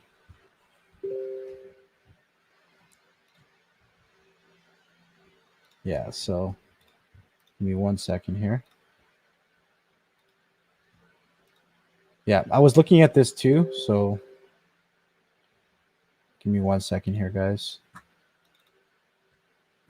Let me just stop my screen for a second, and I'll share this. I was looking at this too before, but here's our, in Ontario, where I live in Canada, these are the cost electricities. So you're looking at, 17.6 on the high end, on the peak, and then it goes all the way down to 0.85. So these are pretty freaking cheap, right? So even if we do it on the high end, which is 17 Canadian, paying 45 cents is expensive, but you're still making profit. So let me go back to the calculator. All right, so if we do even 18 cents, whatever. But if we're running, let's say 6 of these 1060s and 1 3090, what's the difference that we're looking at? So you can see that the 6 1060s are actually producing a better profit than your 1 3090. And the 1060s might be easier to find at a relatively retail price than your 3090 is right now, right? So if we scroll down, we're looking at, this is still daily, right? You're going to be spending more on electricity with the 6 cards, right? But you're going to be able to mine a little bit more, $12 versus $10 a day. And that'll give you a little bit more in regards to your profit. Now, if we switch over to a month, you're looking at these cards paying $377 versus $314. And after we subtract our energy costs, so we're looking at, on the left, if you guys can see this, let me zoom in a bit so you guys can see, because some people are like, if you're running these cards, it's going to run you thousands in electricity. So the left is running 6 NVIDIA 1060s 24/7 and estimated at 18 cents a kilowatt or whatever it's called. And you're looking at an increase of $65, but your profit is going to be, when you take away the 377 from the 65, 312. That's running 6 1060s. On the other side, if you're running one 3090, you're looking at $34. So it's 50% more efficient when it comes to energy. And you're looking at about $280 USD. So that's kind of your difference. Now, remember, this does not get paid in USD. It gets paid in whatever you're mining. What's up, Chuck? Can you hear me now? I can hear you. Man, my kid has to attend some meetings via Zoom. Let him use my laptop, and it just foobarred everything. My microphone went dead. My camera got screwed. Wow. Touch my shiznit. Just got off work. How you doing, man? It's been a while since we've had a conversation. I'm doing good. Busy. Sorry, I'm just looking around because I've been wanting to do an unboxing video. I've grabbed a new project stuff, but it's not in here. I was going to do that tonight, but don't know where it is. What kind of thing are you unboxing? Can you tell us? Yeah, it's a Raspberry Pi. You know what? Give me 1 second. Yo, woman. It's a Raspberry Pi 4. I saw a video by earphones, and what he did is he put Android OS, tvOS, tvOS or whatever on a Raspberry Pi box. Mm-hmm. And I liked that. So I said, okay, well, I'm going to do something like that. You grab from our room,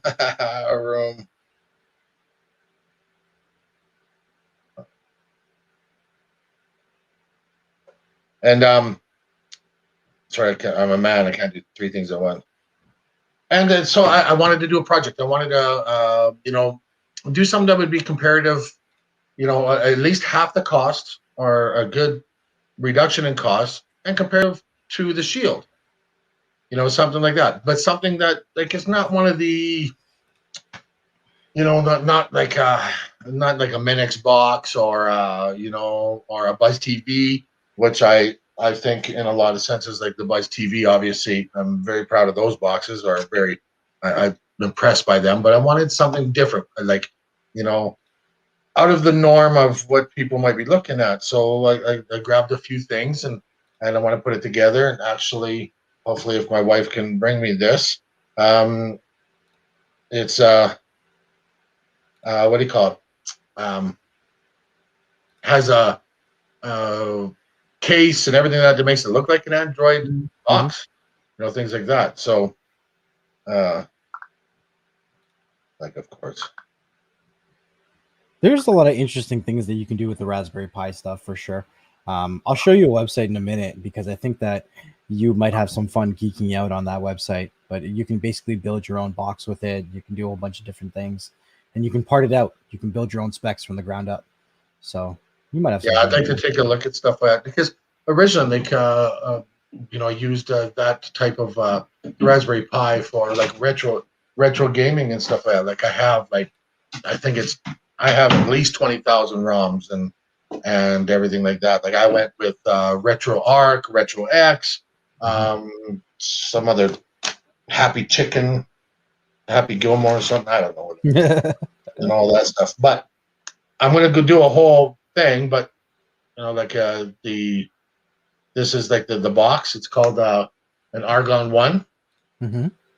So so it gives you the what do you call it for the Raspberry Pi to make it look like an Android box, like a set top, things like that. So that's what I wanted to get into, and I want to do some testing, things like that. Like, here, this is what the box looks like, type of thing. I'm not gonna do an unboxing in your show, but but I mean, like it's cool, and I grabbed a new keyboard, which we needed anyway, as soon as my wife saw it, because I don't use the remotes on like fire sticks and the Shield and things like that.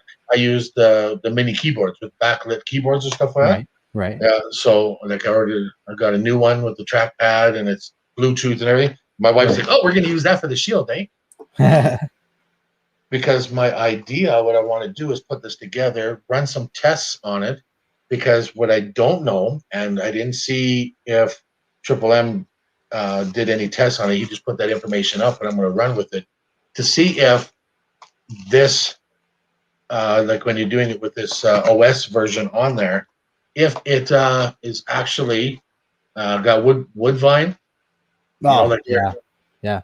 Your So, licenses for your streaming services. yeah. So just things like that, and yeah, and putting it all together and everything like that is $100 and something less than a Shield. Mhm. And this one's I think I went with a 4 by 32. And it's got everything on there, like the Raspberry Pi 4. So I'm going to check it out. I'm going to try it. And then once that's done on there, I'm probably going to do a giveaway with it. Whoa. Something like that. Yeah, I might actually. Depends how well it functions. And the ability is on there is go a bigger, what do you call it? The bigger memory, SD card. Mm-hmm. And actually run the emulator that I use on there and make it have it. It is a Raspberry Pi running an Android OS, and it's OS 10, I think it is, that it runs. OS T. Are we at 10 for Android TV? I think it's. Yeah, I'd have to double check what he said it is. I think it says it's 10, like for who puts this out, whatever, but whatever version it's running, I think it might be 9. I'd have to rewatch the video and stuff like that. But my point is going to have that on there with the emulator and have the ROMs, and it's going to be in a Raspberry Pi with an OS TV on there, just like a Fire Stick or an Amazon device, and also have retro gaming. Those Pis have generally been very good for ROMing for sure. Not ramen noodles, but I have a question for you. Sure. I sent you a picture of that rig. What was your first reaction when you saw that? Not really. I was thinking good for you, because that's how I would build it too. You want an open frame, no matter what you use to do it. You're choosing the wood, which obviously you want something that's not going to short out. That don't cause any grounding issues or anything like that. But in the air, because you're going to be working these cards. Yeah. And any peripherals that you have with that, so you want it good ventilation, and because I'm interested in stuff that I've been reading up on, I've seen a lot of other pictures of people doing the same thing. Right. There's a girl on TikTok that TikTok.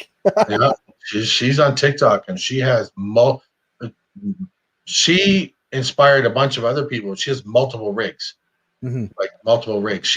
And then it kind of carried on down the rabbit hole where she inspired a girl to do it too, and built the same wood frame and the same cards and spent the money to doing it. And then they showed this kid. This kid's got this young kid has a room set up, and it's just from wall to wall rigs.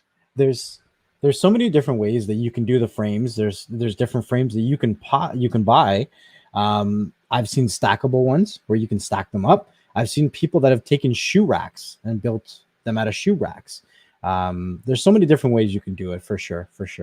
I don't know. I just, some people think that I'm crazy for doing it. Can you show the rig on stream? Well, I put up pictures. Yeah, I can put up a picture again if you want, but it's very basic. It is very, very basic. So I'll put it up again just to show you guys. It is very basic. There it is there. It's just a wooden frame. The cards are at the top. And then there's the board and the power supply. And there it is. It's all open air. So I don't have, do I have a live video? I was showing the live video earlier, but yeah. I don't know. I'm just doing it as a hobby. I'm not doing it to get rich or anything like that. But yeah, just learning. Yeah. Speaking of rich, how's your stocks doing? I've had a couple that have hit, but the market in general has been a little interesting.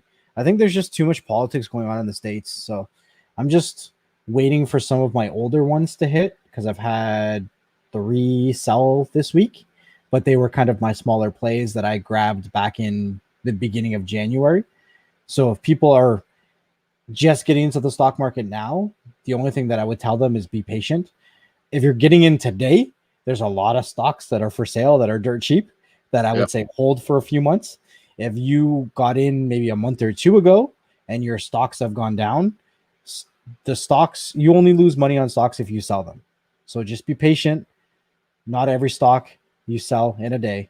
Some of them take 3 months, some of them take a year, but generally stocks go up and down. So yeah. Well, right now I'm sitting at, since I started, so what, it's a month and 3 weeks.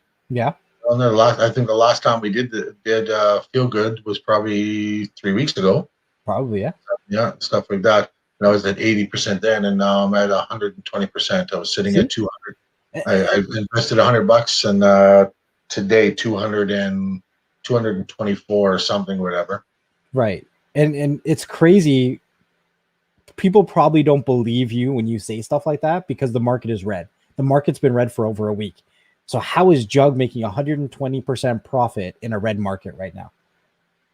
Well, being patient, to tell you the truth. When I first started, and I said this before, when I started buying, I saw things just nosediving, and I didn't know shit. I couldn't, man. I didn't know nothing. I didn't know where to look. I was messaging Next Level. Like, if I could show you the text, like, just like, what is this? Why is it doing this? And basically, he's like, you can tell he was like, enough. Be patient. Listen to what I'm telling you. Do this and do that, and just wait. You'll see. And then religiously, I follow with Yahoo Finance. Yeah, like that app and stuff like that, because it just recently updated, shows graphs and shit on my. But I mean, like, it's I'm looking at the pre-market stuff. I'm looking at when the markets open overseas, like Asia and things like that. Is to learning where some trends are. The one thing that I really did not fully be aware of until I learned more was when I'm looking at 1 week, 1 month, 1 year, 5 days, the month, and then shit like that, is to see how low the stocks actually get when to buy, like when it starts to do the swings, the swing down, a swing down, whatever, and I was buying too soon and selling too late.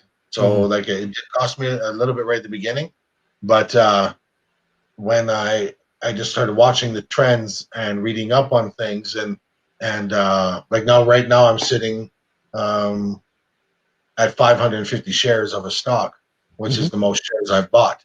But I mean, like, I'm sitting on that many when it swings $1, like it's what, 28 cents. I'm turning around $4, $5, $6 jumps. Crypto store? Like, no, Chilean mining. Oh, okay. It's one that Warren Buffett was talking about. But that one right now is sitting low. It sits way down. So what I also had to learn too is I jumped on that Chilean mining. I think it's CMX.B or like that for Canada, and that is I purchased when it was at a mid-range, and then it went up, and I'm like, okay, I'm gonna hold on to it. Then it started to go down. Okay, this is where I'm gonna be patient. Then it went down a lot. So, like when I'm saying it went down a lot, purchasing at 33 cents and it goes down to 27, 26.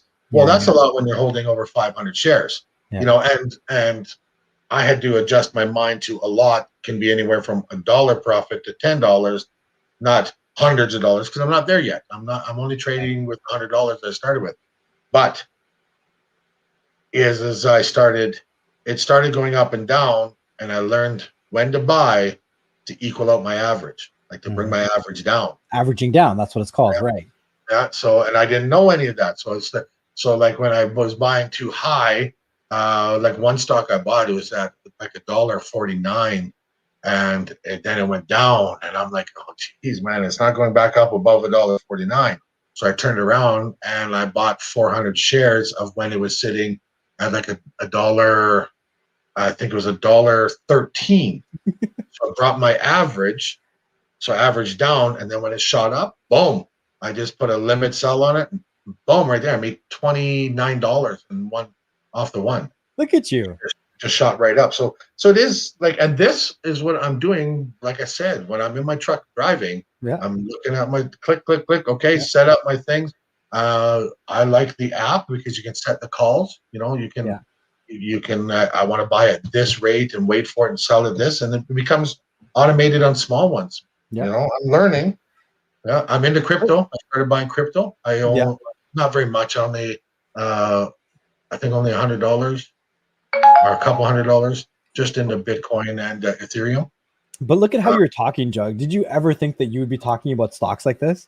No, not at all. It's crazy. It's crazy. Like, it seems so overwhelming when you first get started. I want to address something really quickly here. Personally, Jug and I, we don't do shorts and losses. That's not how he made 120%. It's just about understanding how to take the emotions out of playing the stock game. That's it. That's how he was able to turn in a month, less than 2 months, 120% profit. I have a couple of tips that are posted in the Telegram group for stocks, and generally it's worked for me, so I shared it with other people as well. Well, and that's what I like too, is because you've stated it before and stuff like that. In Canada, we're very limited on the applications that we use to do trades that we're not losing money on commissions. You know, like where we're having to pay a lot of commissions on things like that. So one of them that we use is that, what's it called? It's called Wealth app. I can't remember. Wealthsimple. Yeah. And what I found is learned actually is because it's 5 minutes or 15 minutes behind. It has a refresh of 15 minutes on the stock, but the stock you can trade on active live time. So that's why when Mark put me on to Yahoo Finance, I use another app, and I actually follow that. So when I'm sitting there and I'm running my and I'm watching my apps, like I'm sitting there, I'm watching stock live time. So sitting there and I'm like, okay, well, click into it. You know, like examples. Because we were just as my did I freeze? I actually did. Am I still here? I spiraled up. Yeah, you're good. But sitting in the market's closed right now, so obviously closed for the weekend and stuff like that. But it's what do you call it? I brought my average down, and right now I'm sitting at a profit with this one when hopefully it sticks or goes to the market open. But if the market was still open right now and it hit this number, that's when I would go. I would sell at market, and I'm getting what in the Yahoo, even when the number is different in the Wealth app, because I'm selling sell at the market, not at the limit. Yeah, you know, we don't have nice apps like Webull that they have in the States. You guys have some really, really good apps in the States to do trading with. I'm not sure about the UK. I'm not sure. Is your mom still taking 50% of your winnings there, or what's going on? Well, when we first started, I put $50 and she put 50. So yeah, I'm going to keep it that way because it's profiting for both of us. And here's another example is AIKI. That's the one where I made the most off of, like that. And when I did it like a month ago, we were in there, was at like $1.30, $1.32 and stuff like that. As it sits right now, it's $1.17. You know, like after hours and stuff, but it closed at 116. Those are the things that I'm learning, that, okay, I'm going to bite the bullet. I'm going to buy, it's at $1 something. I'll buy 50, 60 shares and, and then turn around and wait for it to jump. I try to keep it at what you said, the compounded 30% weekly. That's what I'm trying to do. That depends on if the stock goes up in that week. I just leave it as 30%. I don't dictate when I'm going to get that 30%. The stock tells me when it pays me. Yeah, and there's some that I've calculated, like when I do my sell limit, I add the 30%. Well, actually, what I do is I add the 31.5. Yeah, because on the ones that they do on the exchange, that's where the app makes its money. So, and there's times that I'm watching it and it's hovering, and it's 25, 26%. Well, I'm not greedy. Click, I sell. hey, next, I jump on, and I've jumped on same stock like that AI and Naked, NAKD or whatever that. I've bought and sold several times on that and made $3 here, $4 here, $10 here. Right. Things like that, because it's going up and down. I've been all over it. Oh, and multiple. I had to get out of my head that I was assuming it's a stigma that, like, if I buy a stock and I sell it, well, then I never go back to it. Well, no. I keep going back to the honey jar. It's like, but learning everything else too. Learning to buy off the TSX, so I'm not paying commissions. Yeah. It's just little things like that. But I mean, like, in 2 months, I've doubled my money. I started at 100. I think I closed out at 122. And my cryptocurrency is up and down and stuff like that. It's kind of sideways right now, but yeah. I put 100 in, and it was up and down. And for me, because that's the only thing is I don't like Bitcoin very much, but the app is in maintenance. It's like my dude. But I think I was at, and I just started that, and I think it was 110.75 or something like that. So that's 10%. Yep. On cryptocurrency. And yes, it's very volatile. If anybody goes to do cryptocurrency, man, like, especially on the app, it took 5 minutes for me to get through all the questions. Basically, do you accept that this is a volatile stock? Yes. Do you accept that you may lose all your money? Basically, yes. We're going to ask you 3 questions. How much are you willing to lose? Well, things like that. And it took like 5 minutes to finally, like, okay, can I transfer some funds in there? Yeah. Click, buy. It's like, but I enjoy it, because, to tell you the honest truth, guys, if it all went to shit right now, what have I really lost? What have you really invested out of that money that you put in? You put in $50, $100, whatever. Yeah. So, I mean, like, yes, that's where the emotion I took that on. Like you said, I followed your advice, and I said it before, and I appreciate it and thank you for that. It's just because at first I was like, oh, fuck, I'm losing money. And like, no. I mean, like, okay, I made some. Oh, it went down. Oh, it went up. Oh, it went down. Oh, it went way up. Oh, it went way down. Oh, well, just keep going. Let it go. Let it go. And if I lose the $100, it's like, but let's not get it twisted. What I'm going to be doing is once I double, I set it at 500. Once I get to 500, I'm pulling out my original 100 and setting that aside.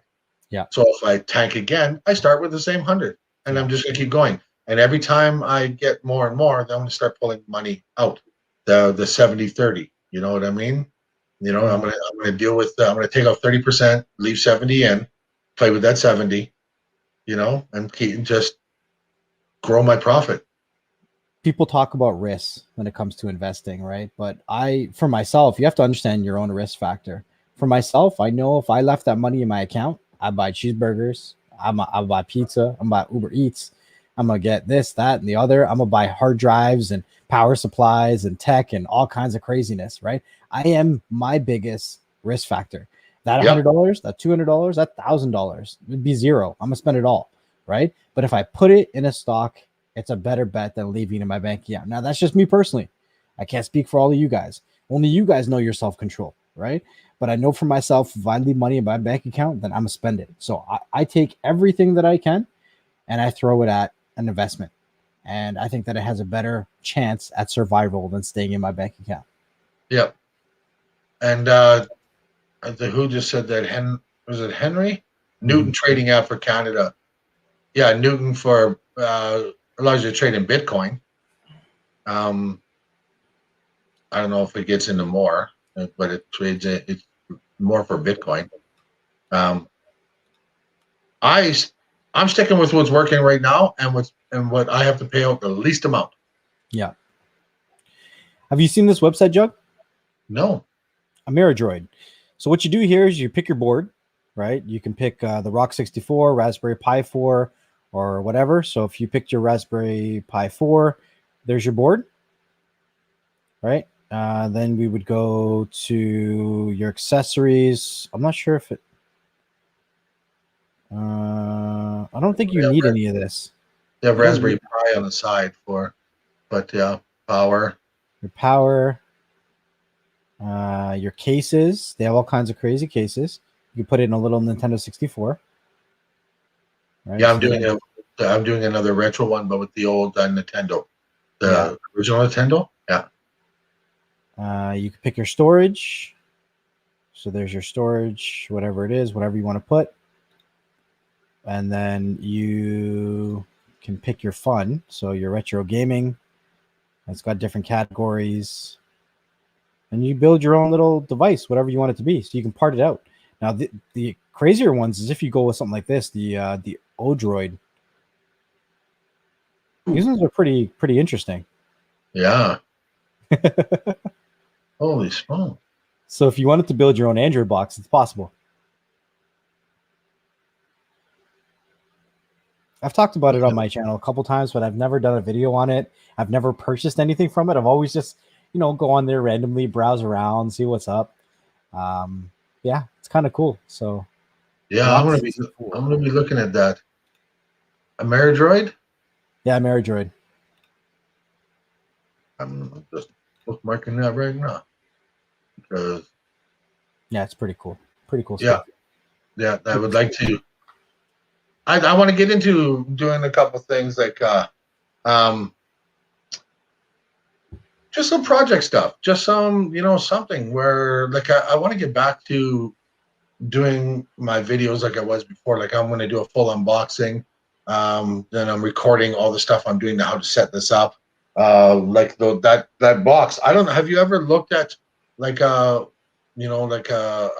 case for a Raspberry Pi?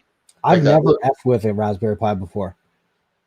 Okay, so I'm going to get into more detail, but the reason I like this is because it's an aluminum case. Yeah. I'm getting to it because it's like unwrapping a condom. Aluminum case, but comes with heat sinks and stuff like that. It's got like a controllable fan. That's nice. It takes on the board itself. So on the Raspberry Pi, you have your audio, and then you have your HDMI's out, which are they go for HDMI minis. Yeah. But you plug it in there, and it turns them into full size HDMI's, and SPDIF out, and that. So when you're sitting in a case, right. So when you have your Raspberry Pi, it actually will have the HDMI, the cat. Everything. It actually looks like an Android box with Bluetooth.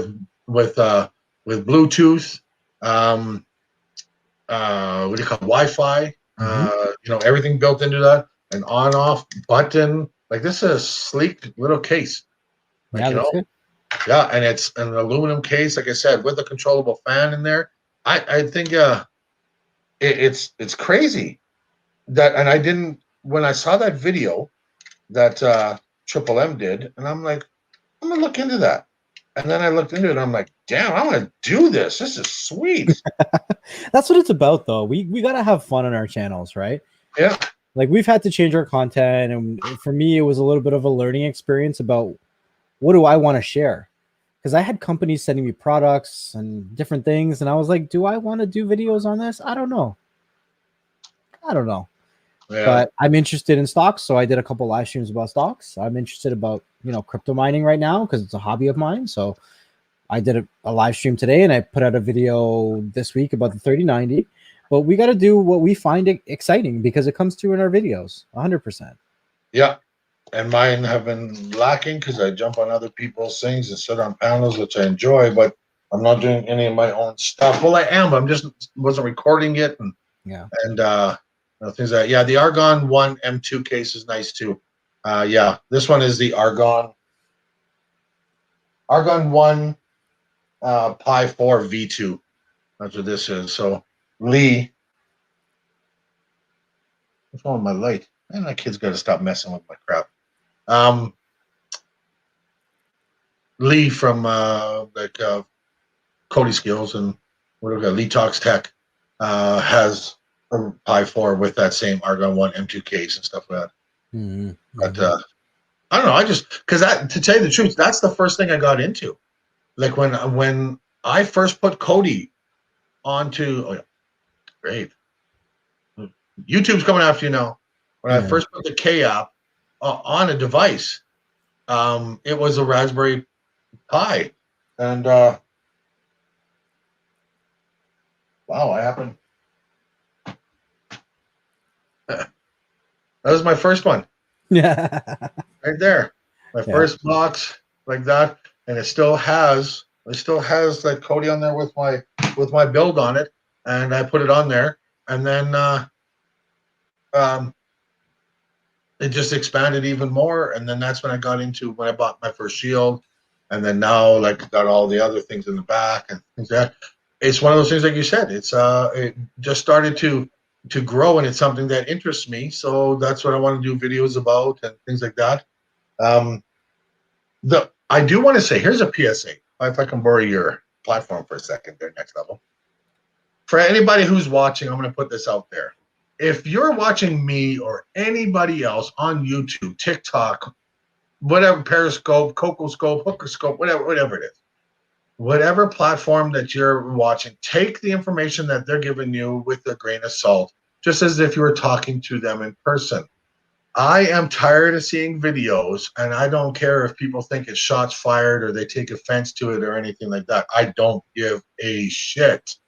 If somebody has made their way in any type of revenue stream and they are making videos to give you that information, but what they're doing is they're selling that information to you, but not really being upfront about it. Like they are showing you what they did, giving you some platforms, and boasting of how it worked for them, and not going into great detail or breaking it down in order to be helpful for you. It's just basically flexing, but you're paying a fee for that. To be blunt and right out there, everybody's gonna have to forgive me. They don't give a fuck if it works for you, as long as you're paying them. That's my opinion. I've seen too many videos. There's a few have been released recently about this worked for me. This is how I have multiple revenue streams. This is what it can do for you. And it's leveraging.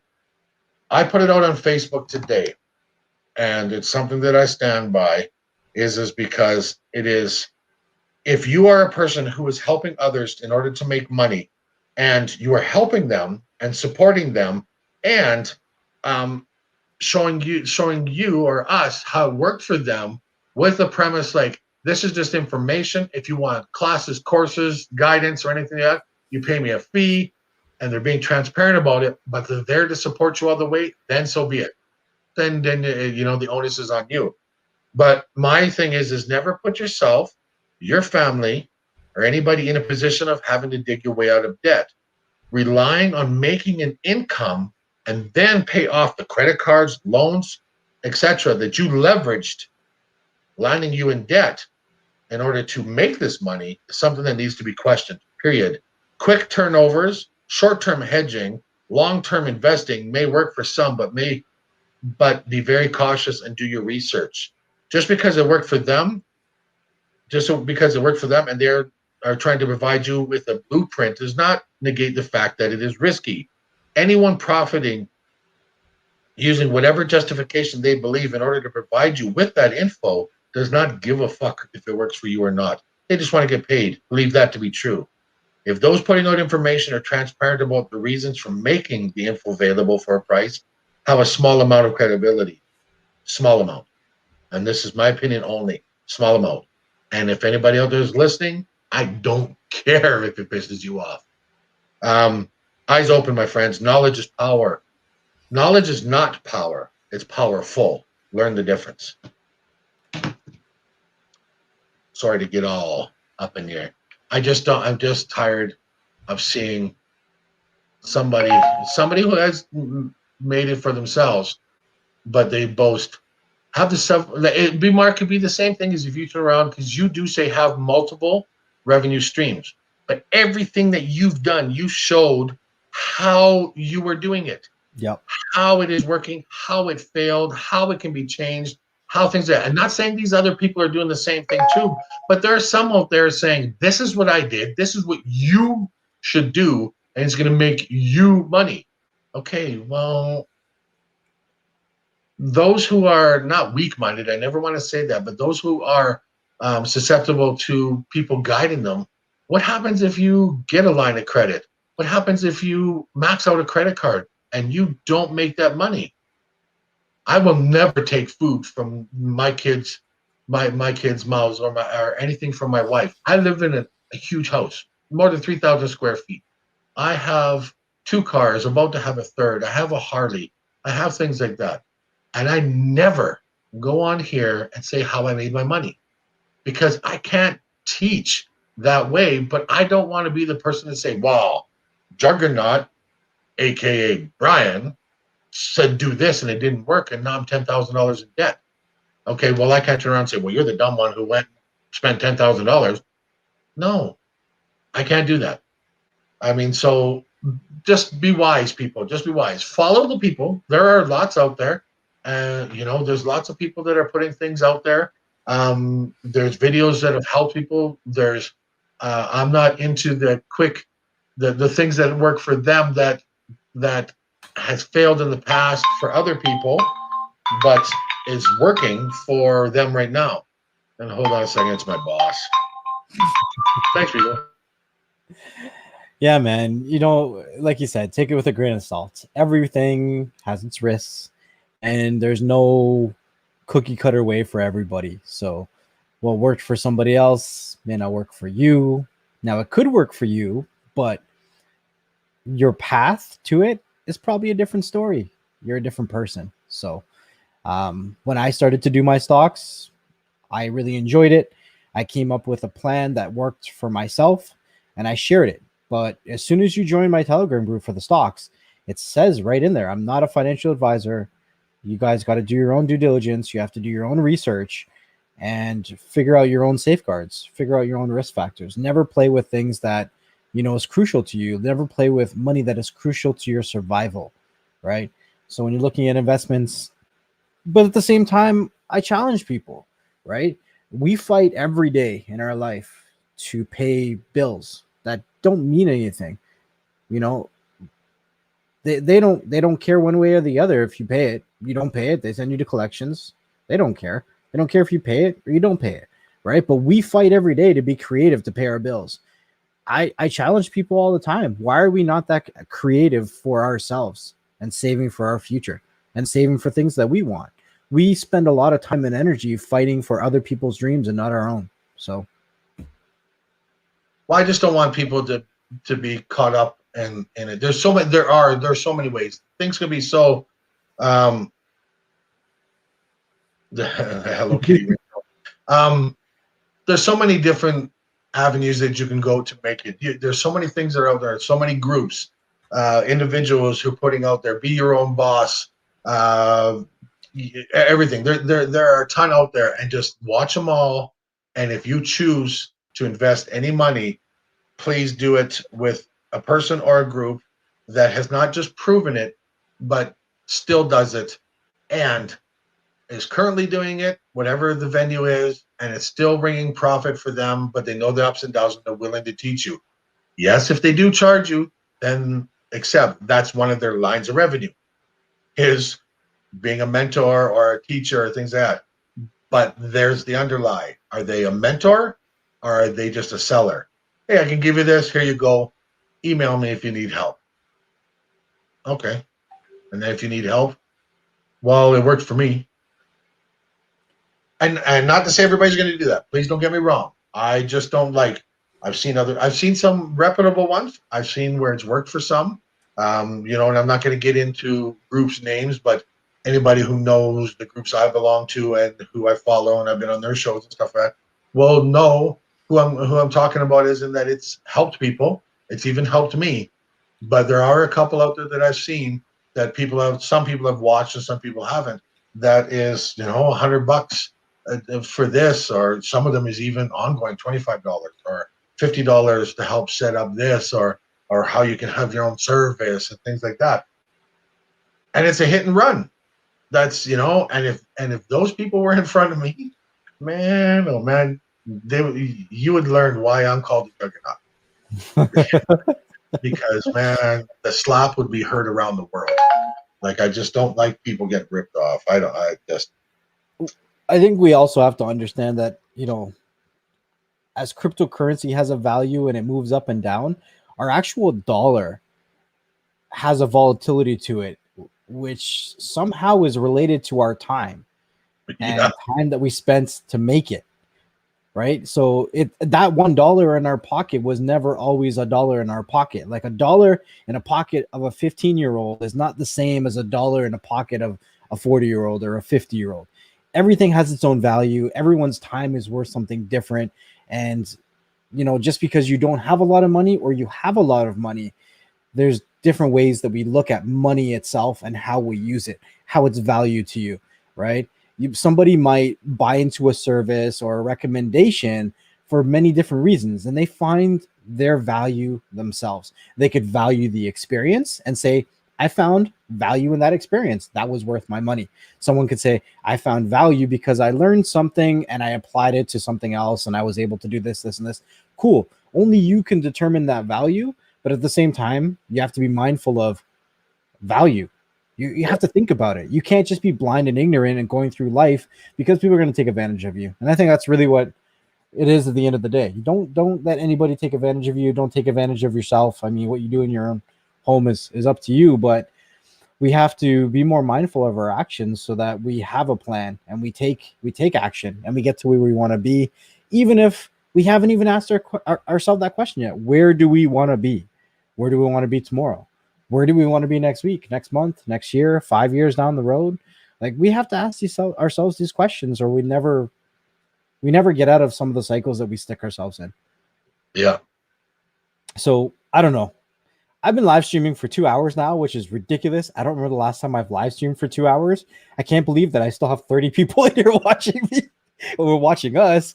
But the first half of the show, if you guys didn't watch it, it was about the mining rig that I've been working on. I started working on it last night. It's got 3 cards going. It's pretty fun. I'm just having fun learning. Digital Slang was on with me, and we were learning a lot of, he was asking me a lot of questions, and I was going over some of the basics, some of the websites, some of the pools that I deal with. And and then Jugs jumped on, and we started talking about stocks, cryptocurrency, building a Raspberry Pi, and a little bit of motivation and a wake-up call. There we go. Yeah. Is there anything that you would like to talk about before we end the show there, Jugs? No, I would no, you know what, folks, is just everybody stay blessed, and when we go, I do my outro and stuff like that. It's always the same and things like that. And not yet. No outros yet. No, it's not yet. It's about a month ago. A little bit more than a month. We lost my brother's kid was, to put the emphasis on it, he was brutally murdered. He was executed and burned to a crisp. So the reason I say it like that is because it's the stun factor of when I go into my intro, why it means so much to me even more. And you'll see why at the end when we do that. But it's just, you know what? Cherish everything. And I do this thing called I've already sworn a lot and I try not to, whatever, but it's the bucket. Anybody who knows the Serenity Prayer, or, from that, it's just basically, if you can change it, change it. If you can control it. If you can't, F it. Throw it in the bucket. And this is my club messaging so much. And it's just live your life. Look at all the information that we do. We put out there and stuff like that. Enjoy these videos. Yes, we get into the feelings and things like that. And there's always some drama somewhere, or there's something, whatever. But there's so much information out there. If you want to make money, you can make money. You want to do stocks, affiliate marketing, you want to do whatever it is. Man, you want to build a go-kart out of SpaghettiOs, you can do that too. I bet you there's a video. I bet you somebody searches that, But I mean, all I want to emphasize on is always do your research, watch and gain as much knowledge as you can, and choose your path, whether it's right or wrong, whether you fail or whether you succeed, because you did it. And if you choose to pass that information on to others, I beg you that you please do. Whether you choose to revenue that, and then in order that you get paid for your time, then be transparent, do that as well. But be helpful to others. Like, we can't be greedy, because you can't take it with you.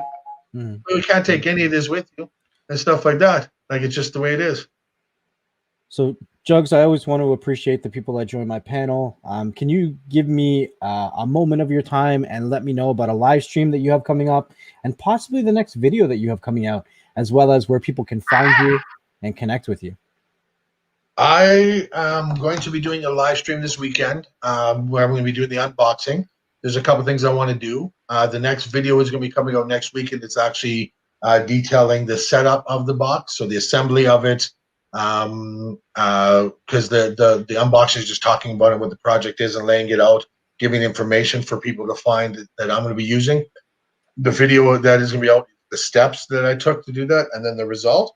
And then after that will be another live video, which I'll have to announce then.